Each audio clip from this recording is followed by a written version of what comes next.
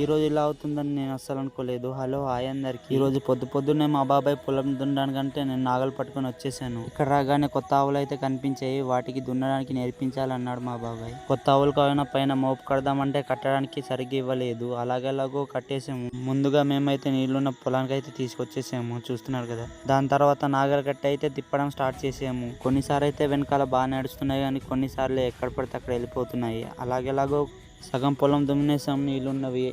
ఈ మధ్యన వర్షం లేనందువలన వాటర్ అయితే సరిగా అందడం లేదు. అందువలనే కాసేపు ఆగి నీళ్ళు నిండాక దున్నుదాం అనుకున్నాము. ఈ మధ్య నా హెయిర్ ఏంటో ఇది పిచ్చి గూడ్లా కనిపిస్తుంది, చూస్తున్నారు కదా. మొత్తానికి అయితే సగం దున్నేసాము. టైం 9 అయిందని ఆవులని విప్పేసి తీసుకెళ్ళిపోమన్నాడు మా తాత అయితే. మొత్తం ఆవులు విప్పేశాక నేనైతే రిటర్న్ ఆవులని తీసుకొని వచ్చేసాను. మీరు కూడా ఇలాంటివి ఎక్స్పీరియన్స్ చేస్తుంటే కామెంట్ చేయండి. మరిన్ని వీడియోస్ కోసం మా పేజీని సబ్స్క్రైబ్ చేసుకోండి. సరే ఉంటాను, బాయ్.